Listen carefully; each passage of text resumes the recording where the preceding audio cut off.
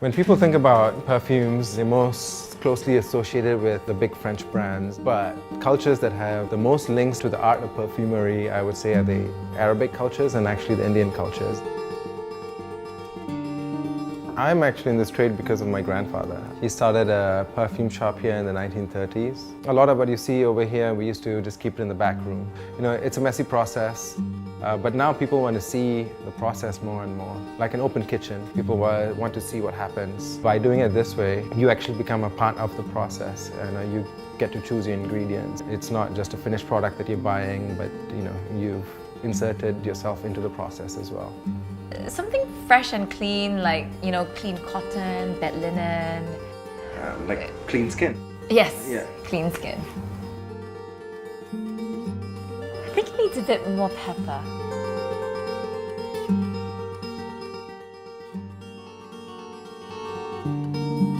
Bottle it up for me, please.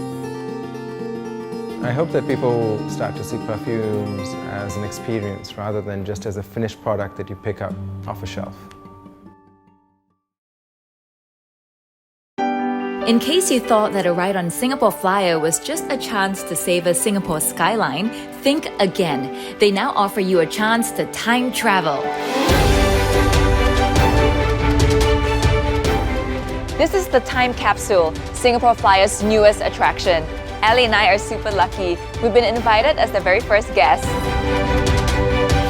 The time capsule is an immersive adventure that takes you on a thrilling journey through Singapore's past, present and future, with time-traveling mascot of the time capsule, R65, as your dedicated guide. We begin 700 years ago as we meet the myths and legends of Singapore's founding years. Ali is enthralled. I have never seen her so excited. Scattered around the room are these little leaves highlighting interesting facts from Singapore's history. Traditional Malay folklore is retold in such a unique and artistic way. This attraction is not just for kids, it's an immersive adventure for the whole family. The River of Time just blew me away. It was like being on a boat floating through time. From Singapore's establishment as a trade port to the modern skyscrapers of today.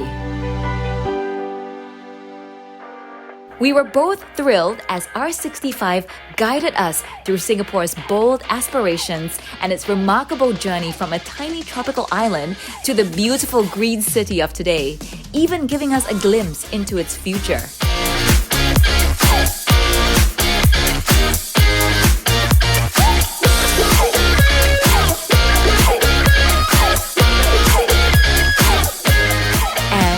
When I thought Ali might have had enough history, we entered this immersive orchestration of visuals and music. This display perfectly captures the vibrancy and vitality of Singapore. A virtual teleportal entices you with real pictures of the city, making you more excited about the Singapore Flyer journey to come.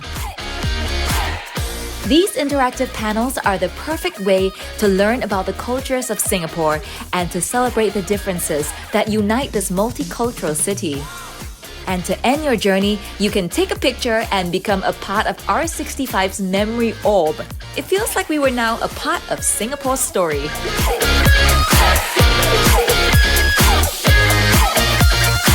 Wasn't that amazing? And you learned so much. Wow, you get to take photos with R65. It really does look like a red dot. And of course, some photos of just the two of us to remember this wonderful day.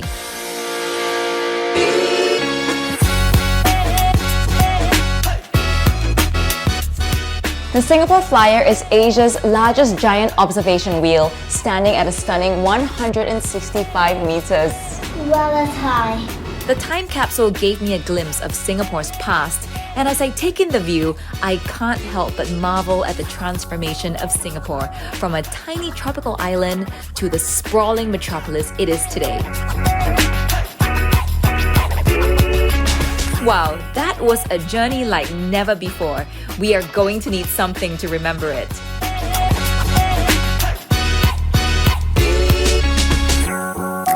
All that fun really works up an appetite.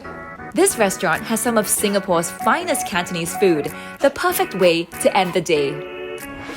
We had so much fun, and we now feel like we've seen Singapore from above and all around. Yep. The time capsule, coupled with the Singapore flyer, tells you Singapore's story like it's never been told before. This is a journey that should not be missed.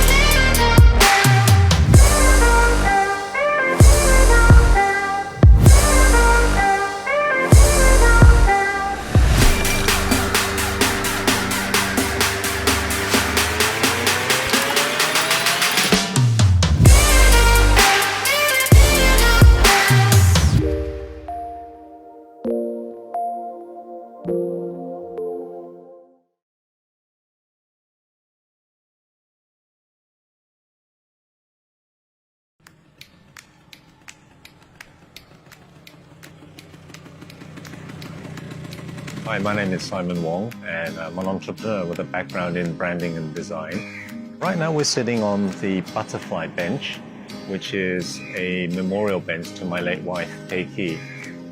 We're outside the Asian Civilizations Museum. National Heritage Board has donated these 150-year-old gallery floorboards, which just happen to be the right shape and proportion for her bench. Several years ago, a friend of mine decided it would be a great idea to build sidecars.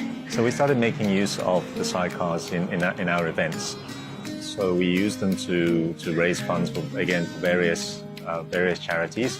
And after a while, we kind of realized if my wife had survived, we wouldn't solely be working for cancer-related charities. All along, we've been using the sidecars for events and as you know, for fundraisers. For the sidecar tours, it's usually visitors to Singapore, but we do get a good percentage of locals as well, and they're very curious to see Singapore in a different way. Vespas are very special.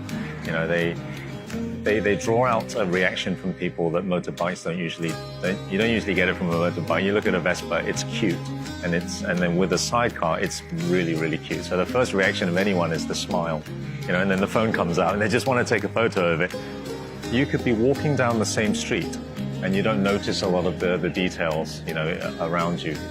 You may not notice all the details on the buildings and so on, but for some reason, when you're in a sidecar, suddenly your awareness switches back on and you start to see, you know, you start to really notice all the details and you start to notice what's around you and what you're seeing on your visit to Singapore. So I think it's a lot to do with the change of format, and it's a very unique format, so you do notice.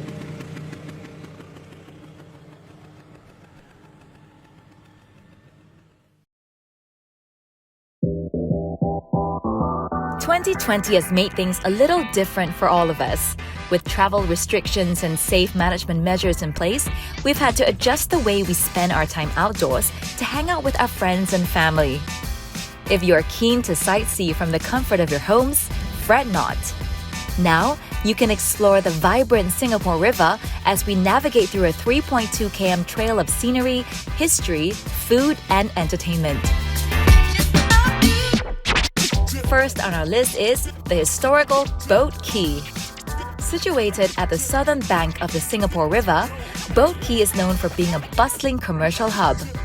Known to locals as the belly of the carp, in reference to its curved shape, which resembled the fish, Boat Quay was once a location where many go-downs or warehouses were built.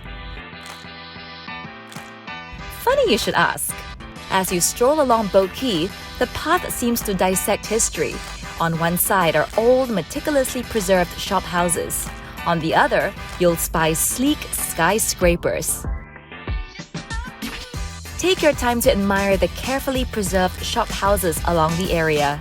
While it evokes a timeless sense of nostalgia, don't you think these shop houses are also Instagram-worthy?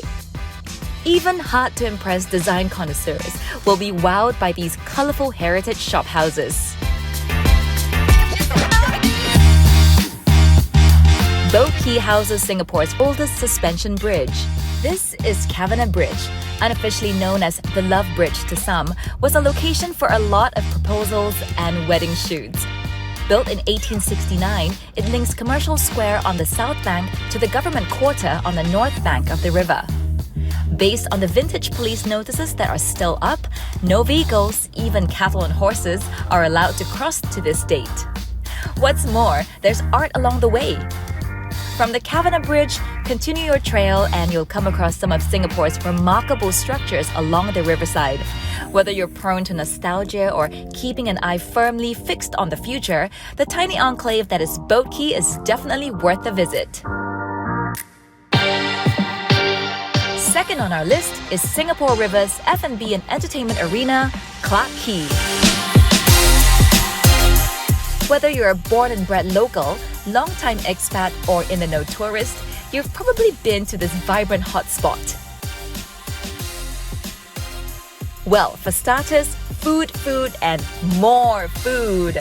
No trip to Clarke Quay is complete without tasting its diverse offerings. Head over to Clarke Quay Central and treat yourself to some of Singapore's tastiest fares.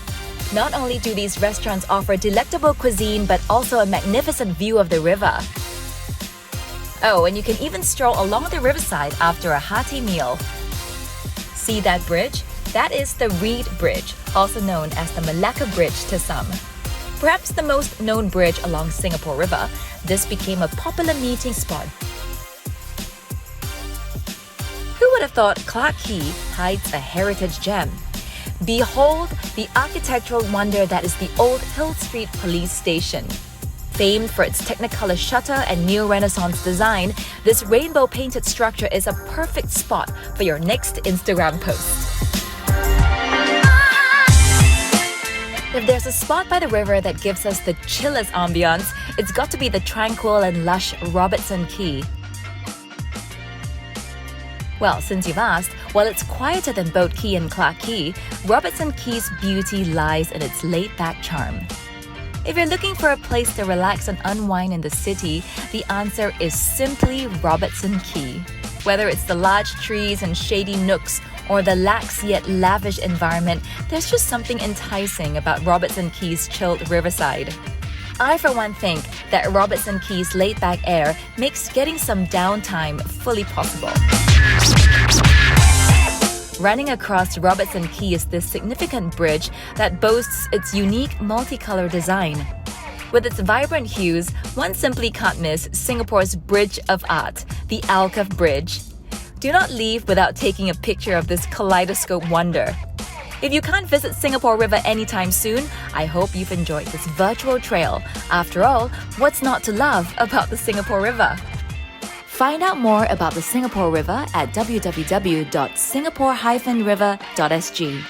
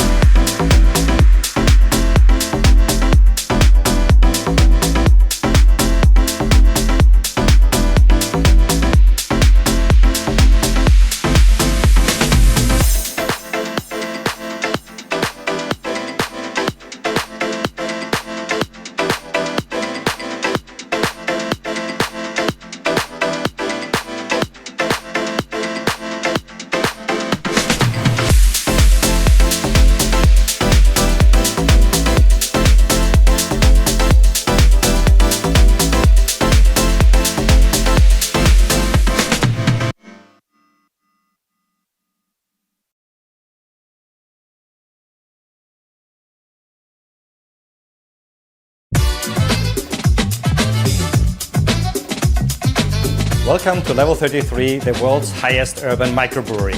Where all beers are brewed on site. Where brewing is in our DNA, which inspires our menu. And where people feel like home, even though they're away from home.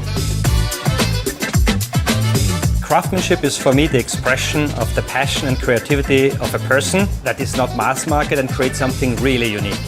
We have obviously the microbrewery as the anchor and key element of craftsmanship that goes throughout the venue. Craftsmanship means that you need to do more things by yourself, so the human touch is central. Of course, you put your creativity and your ideas inside.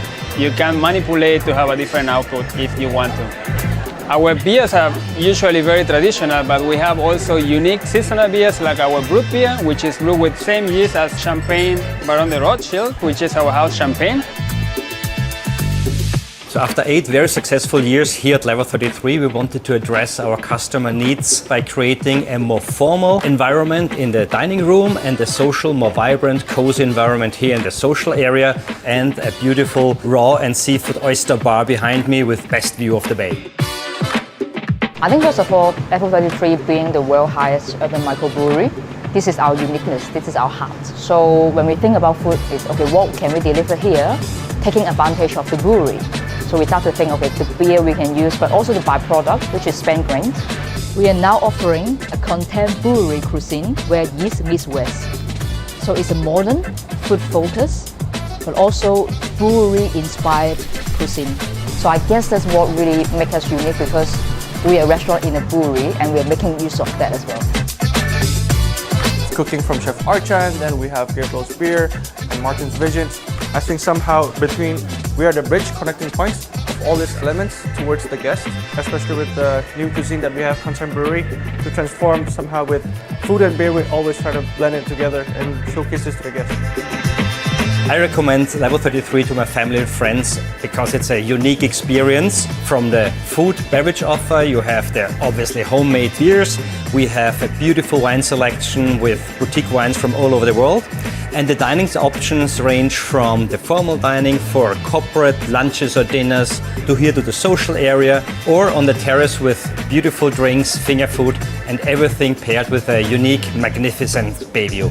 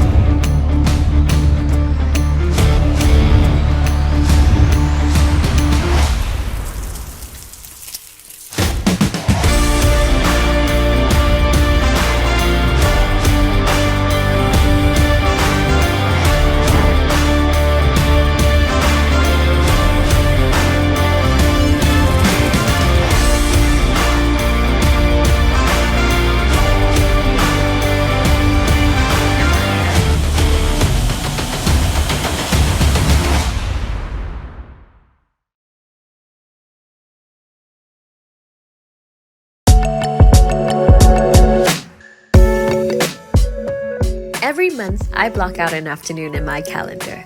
This afternoon is dedicated to just wandering, exploring, and discovering. So every week I carve out a day where I just go out wandering without a plan, looking for a new adventure. I call it my day of inspiration.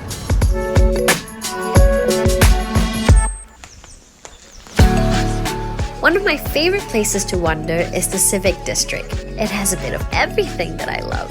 Art, theatre, museums, nature, architecture, great food and drinks, and so much more.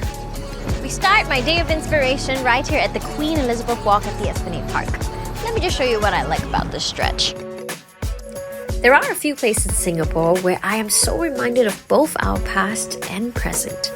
On one side is the modern architecture of the present, and here you can find historic landmarks that remind us of our journey to get here. Believe it or not, this is Singapore's first and oldest underpass, built in 1964. I've been here all the time, but never noticed. Some of Singapore's best theatre and musical events happen right here in the Victoria Theatre. I love to look at its architecture.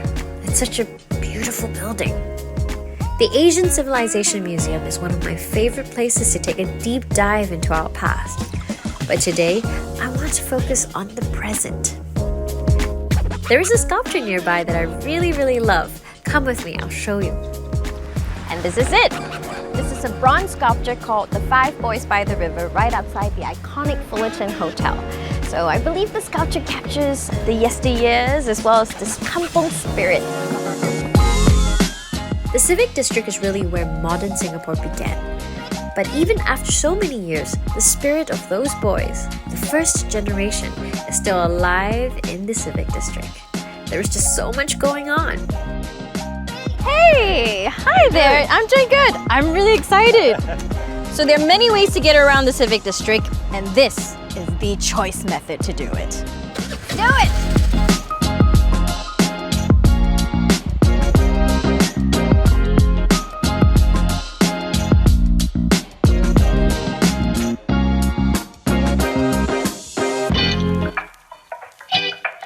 I love this spot. You get a great view, you're just by the river, and it's great for people watching too. Well, all at the same time while you're enjoying a good cup of coffee and some cake. Sunsets never fail to inspire me, and this is one of my favorite spots to take it all in. Art doesn't just belong in museums or in theaters. It can also be in a beautifully plated dish or in nature or in the environment around us. I think while wandering the Civic District today, I do feel art is everywhere. Home to some of Singapore's most iconic art exhibitions, I spent many hours wandering through the rooms of the National Gallery. But today, I am here for a different reason. Come with me. At Violet Un, Singapore's culinary history is served to you in a beautiful, stunning setting that captures the vibrancy of Peranakan culture. Peranakan food is just synonymous to the Southeast Asian region. It's made out of so many different ingredients from a variety of different cultures. In many ways, you could say it's art on a plate.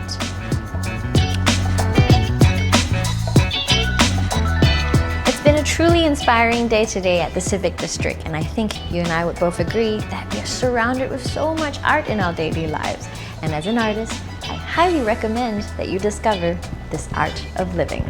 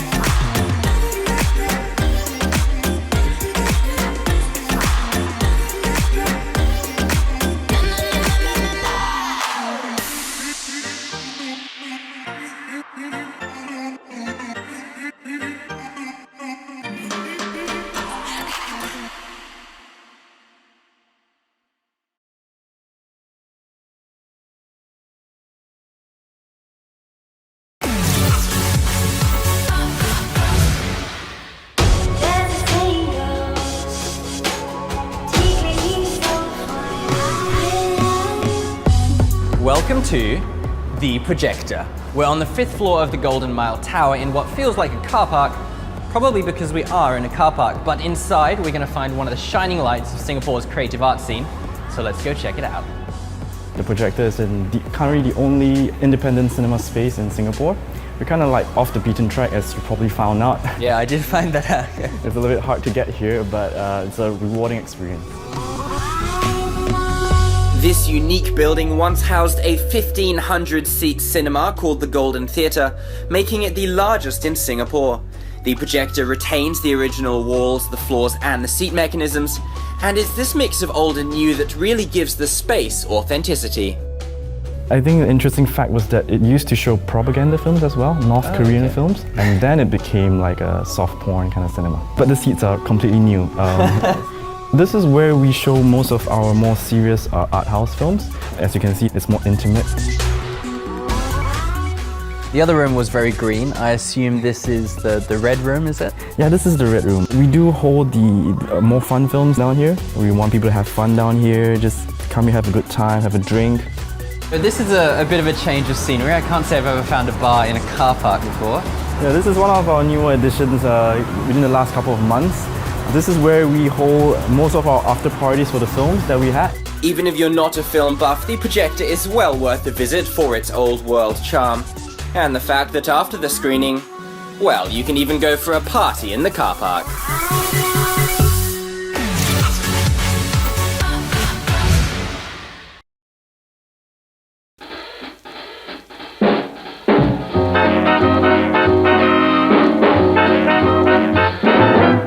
It all started from the day when my father passed me his old cameras, He got interest towards photography. So he said, okay, you want to continue photography, you want to take something, you can have it as my present. And that's the day I started. One of my cousin, he was an artist. The day once camera come in, all the painter who do realistic picture, the portrait picture, everybody lost their job. So based on his profession, cameras are their enemies. Then I said, okay, why don't we do something new? We accumulate all your enemies, put it at one place, and we do it in a unique way what others have not done it. Then he said, it's on, let's try, and that's how all it started.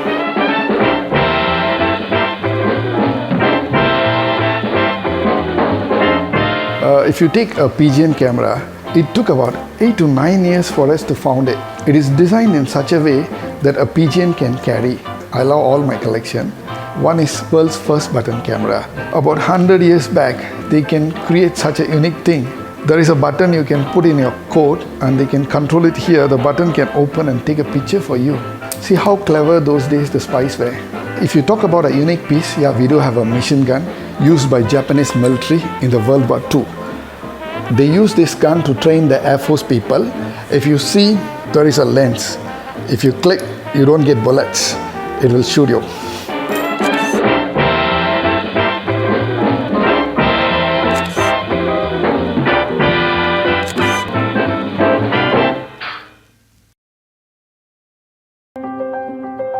I don't believe in a shortcut can make something good. Projector is one of my personal brands, and now I start to let it run by all my apprentices. My goal is to bring back the original, how to make a good suit, how real tailors must be. We use the best quality fabric, and also we are using the best interlining fabric. It takes about 8 weeks to finish a bespoke suit. After taking measurement, we will start to do the pattern drafting. 1 or 2 fitting sessions will be done, and after revising the draft, it will take us almost 80 hours to finish the jacket by hand. We're trying to get something reach to the customer demand and request what he wants. So in the whole processing, the customer can enjoy very personalized service.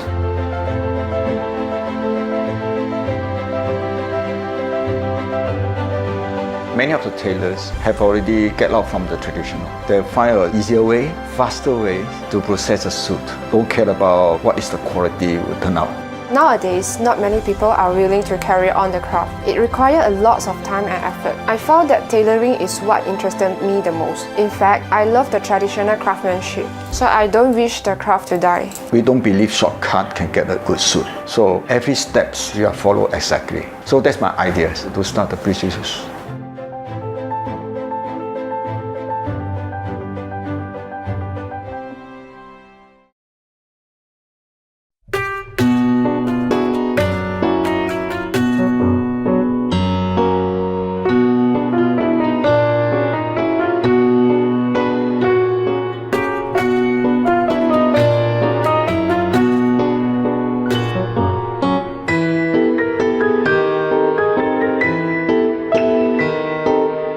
Museum of Toys. Our collection is made up of toys from more than 40 countries. The countries are like Bulgaria, even made in Singapore toys.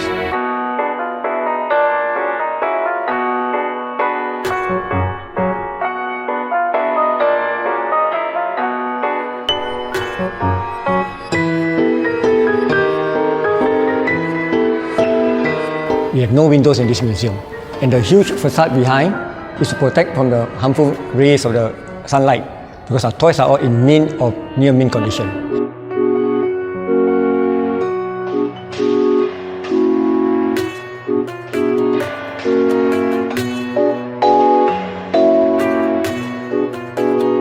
We showcase about more than 8,000 pieces of toys over here. This is less than 10% of the owner's collection. Remaining 90% we store in warehouses.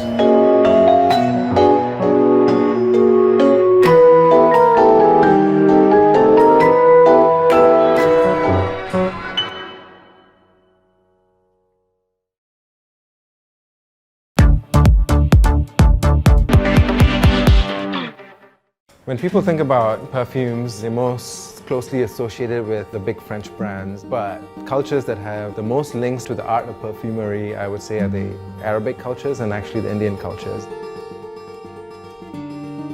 I'm actually in this trade because of my grandfather. He started a perfume shop here in the 1930s. A lot of what you see over here, we used to just keep it in the back room. You know, it's a messy process, but now people want to see the process more and more. Like an open kitchen, people want to see what happens. By doing it this way, you actually become a part of the process, and you get to choose your ingredients. It's not just a finished product that you're buying, but you've inserted yourself into the process as well.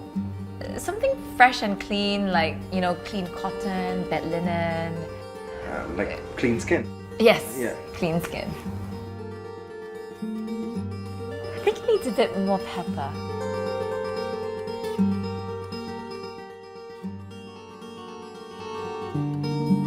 Bottle it up for me, please. I hope that people start to see perfumes as an experience rather than just as a finished product that you pick up off a shelf.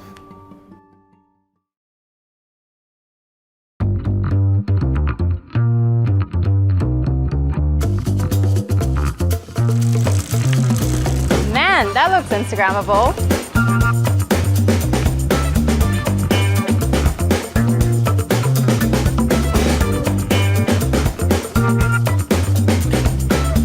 Being Instagrammable is all well and good, but the food's got to be great as well.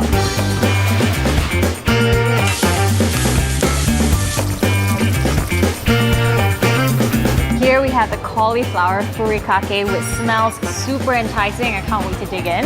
Vegetables never tasted so good. Got the grilled portobello salad right in front of me, and I can't wait to tuck in. Here's the eggs Benedict, and the eggs are the best in Singapore. Organic grade A eggs. Oh, check that out. Check this out, you've got a whole soft shell crab to yourself. No wonder it's a bestseller.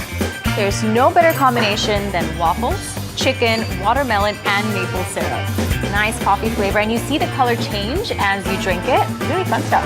Here's the boozy sedap chendol milkshake. That kick of rum at the end. I'm a fan of this.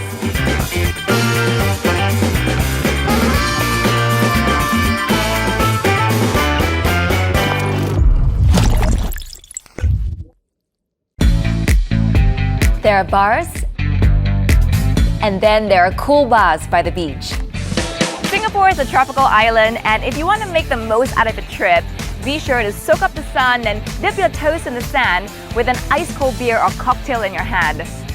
I'm now at Seaside, Siloso Beach, Sentosa, where you'll find a collective of bars such as Sandbar, Coast, and breaking the charm and rustic beach afternoon vibe is Bikini Bar, where the legendary quarterly beach party Bikini Rocks is held. Let's check it out. Heart-thumping live music, irresistible drink and food offers, fun beach games led by Bikini Babes. Bikini Bar comes complete with a pool table and an island bar. Bringing some of the best homegrown bands in Singapore, be sure to join in the fun held every quarter. You'll be forgiven for mistaking this as a Bali beach. If you're looking for something a bit more laid back and intimate by the beach, then you can't miss Coasts at Seaside, located right beside Bikini Bar. With Instagram-worthy backdrops, Coasts offers a shaded deck, beach seatings, and sunbeds to the water's edge. What I'm having is the slipper lobster spaghetti and banana and chocolate pie, paired with an ice-cold Kronenbourg lager. Cheers!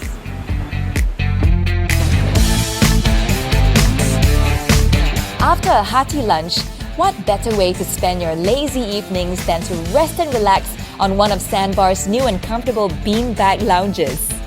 And if you're still hungry, remember to try their roasted meats, mini burgers, and tasty desserts.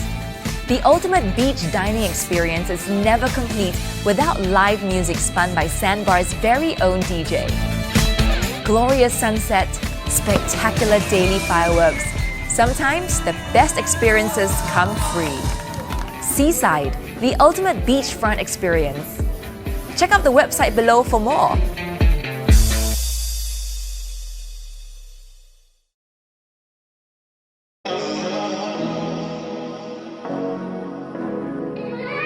Experience the award-winning Par 72 18-hole golf course. Spanning 6,493 meters, the course features undulating fairways, varying lengths of holes, and dramatic putt bunkers that brings hours of challenges and enjoyment for golfers.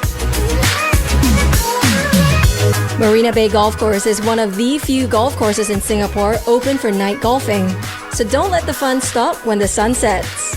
Marina Bay Golf Course offers everything a discerning golfer could ask for.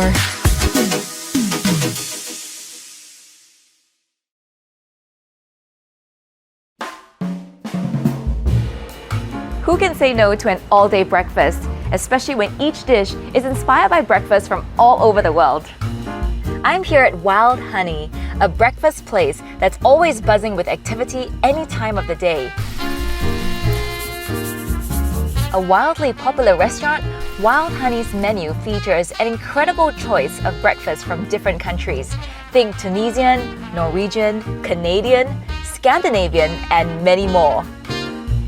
It's what I call a global gastronomical adventure. If you fancy something vegetarian, there's a huge range to choose from. Today, I'm having the Flinders Lane. It comes with a crispy base topped with perfect poached eggs, grilled asparagus, sliced avocado, spicy tomato, and sesame seed and nuts for an added texture. Highly recommended for brain food lovers. And I always pair my breakfast with a cup of excellent coffee from the Common Man Coffee Roasters. Awarded the Certificate of Excellence by TripAdvisor in 2019 and voted Best Breakfast in Singapore for many years, Wild Honey has gone from breakfast to breakfast and has opened its third outlet in the sprawling South Beach Avenue. Wild Honey opens from as early as 8 a.m, but do check out each outlet's operating hours. You'll find Wild Honey at these 3 locations: Wild Honey Mandarin Gallery, Wild Honey Scott Square, and Wild Honey South Beach.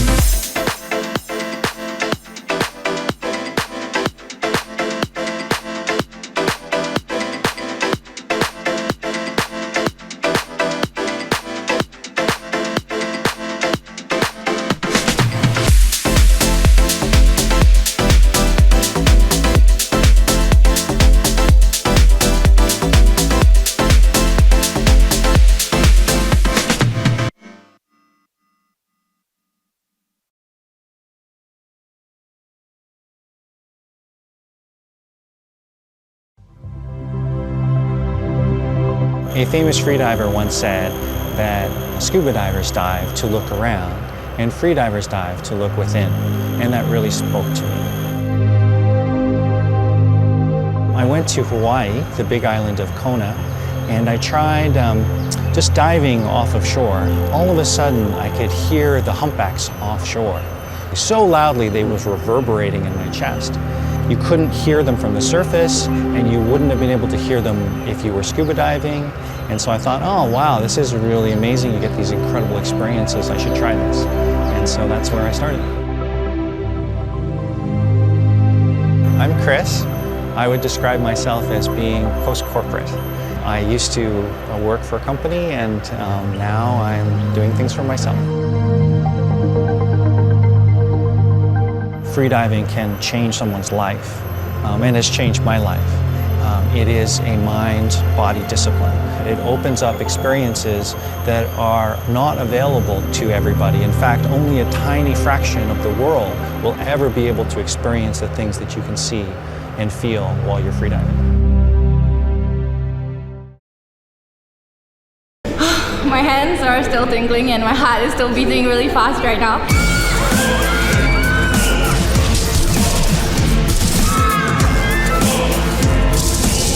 It was amazing. When I accidentally hit someone, it really felt like there was a zombie touching me. It feels so big in there. It's intense, it's scary, and it's a workout. It was insane. It was so much fun. It was awesome. I felt like I was in a zombie apocalypse myself.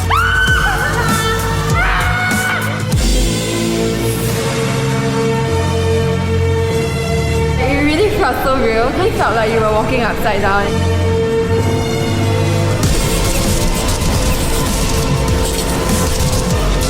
I was so into the game. We just kept shouting. It was out of the ordinary. It was so fun.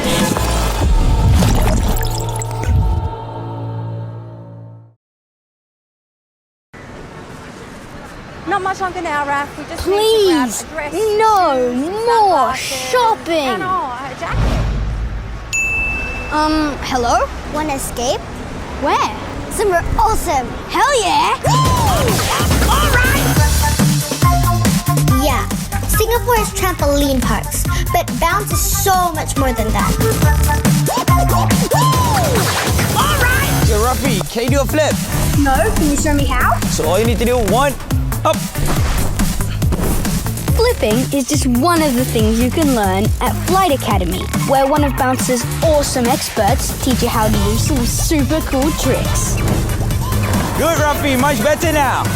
This one. Clear the 10 tricks on the freestyle list and get a free 2-for-1 voucher. It is as easy as the sit drop. Good.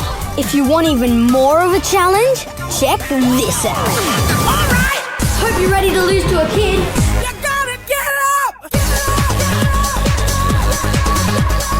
X-Park is like Ninja Warrior, but way cooler.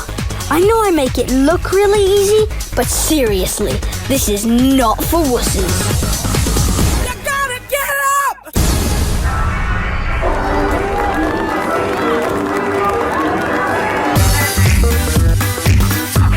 Hey, can you do this?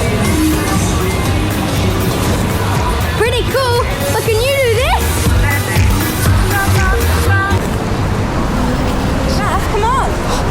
Mom, I know you need to do some shopping, but can we take a break for just an hour? I know this great place. They do Aussie coffee. It's just around the corner.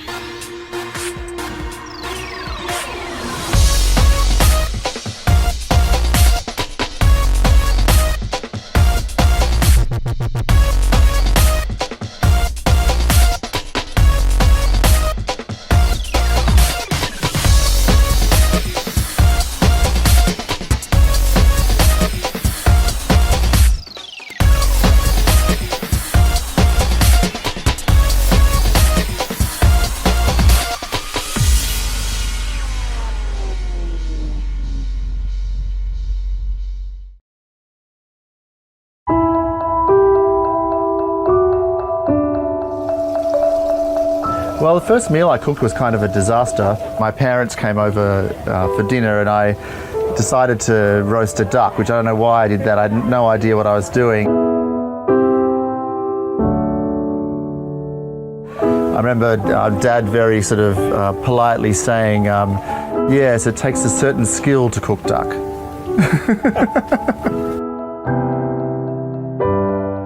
You know, my DNA as a chef really is so ingredient directed, and often ingredients just speak for themselves. When you live in a big city like Singapore, you often can get detached from ingredients and detached from the source.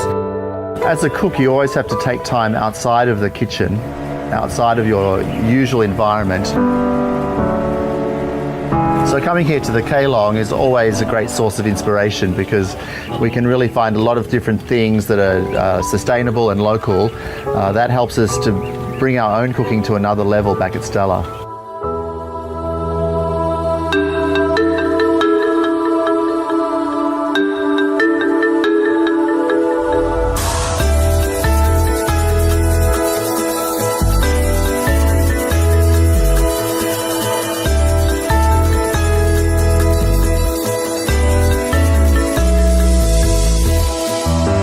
The best cooking is really something that's very personal. It's the personal experience of exploration. It's amazing, even today we discovered new flavours right here at Keilong. There's so much discovery and there's so much immediate enjoyment, I think, when you get the reaction from people to food. It reflects your personality, really.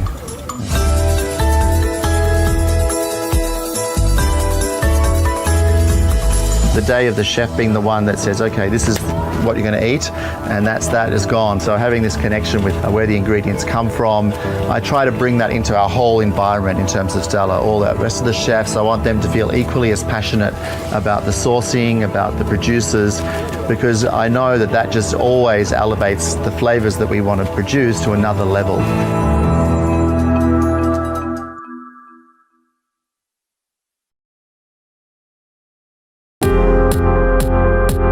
Sky bar, as the sun goes down and the lights come on, you want to give people an experience.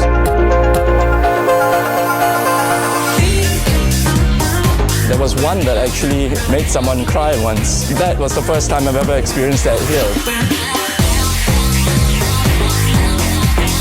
I would drop music from Africa and I play stuff from Latin America. I play a bit of hip hop and I'll move in and out to kind of fit the space there. I'm so lucky to have a view like that. From the time I started work here, this is the one thing that I always marvel at, and I never get tired of this view. The club sound beyond 10 p.m. is always a little bit more mainstream, a little bit more digestible for the people who come up here. Because you not only have tourists, you have hotel guests, and you do have people who want to club. I think there's something for everyone.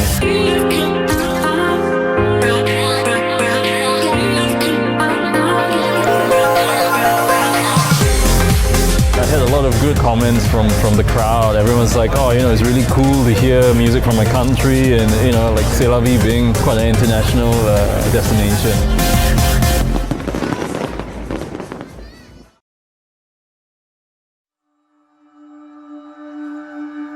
But it's one of those things where you never actually make the decision to start it, and that was probably the most important part of this whole process, was actually just committing to the fact that I was going to spend years. I didn't know it was going to be 3 years, but I knew it was going to be a long time.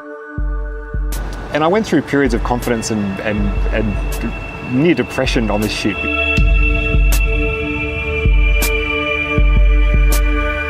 If you look at something for so long and you spend so much time working on it, you lose all confidence that it's going to be of interest to anybody else. So that's why I guess I was so excited when the film was released and people sort of appreciated the work that had gone into it. So it started to feel a bit more worthwhile again. And that it wasn't so much that I wanted to show off or show people the city growing. I think I actually wanted to see it myself. Singapore's got nowhere to grow. It's not like a lot of places in the world where cities sprawl and get bigger. In Singapore, things tend to get taken down before they get built up. It has to be creative in how it plans for development. And so for me, that's a story. It's like the modernisation of Singapore and just seeing it almost reinvent itself every few years. The way that I wanted to shoot it, I didn't just want to have permanent cameras which would create a very common time-lapse effect where you see a cloud that appears and a cloud that disappears. I wanted the whole film to flow organically.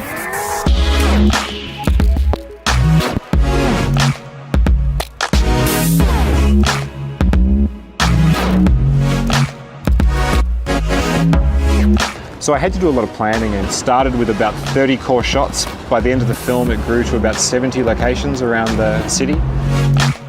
And then it took a lot of discipline. And it can be a little bit of a lonely existence when you spend 3.5 years working on a project. I don't think, for example, even my wife and my daughter really know how much went into this film. But I really do enjoy being like an outside observer. And even though the techniques have changed throughout all of my films, there's still a sense that it's almost like you're in a separate place when you're looking at the city. So I'm not really getting in people's faces with cameras. I'm more just somebody who's sort of quietly off to the side, looking at the world from a distance.